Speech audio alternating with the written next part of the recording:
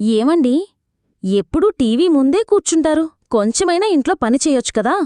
ఏంటి సీతా, పని అంటావ్? నేను రోజూ ఎంత కష్టపడుతున్నానో తెలుసా? ఏం కష్టపడుతున్నారు? రిమోట్ నొక్కడమా, ఛానల్ మార్చడమా? అబ్బో, అంత తేలికనుకున్నావా?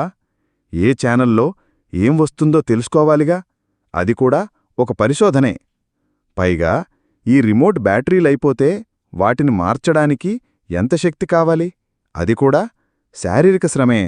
దేవుడా, ఈయనకు ఇంకెలా చెప్పాలి? కనీసం చెత్తనైనా బయటపడేయొచ్చు కదా.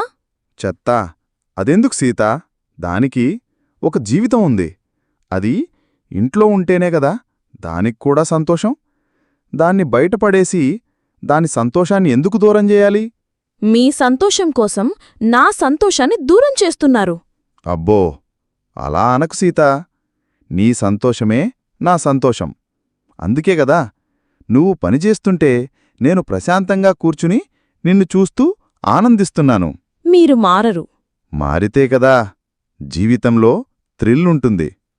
ఎప్పుడూ ఒకేలా ఉంటే బోరు కొట్టదా? Friends, please subscribe, like, share and comment మన ఛానల్.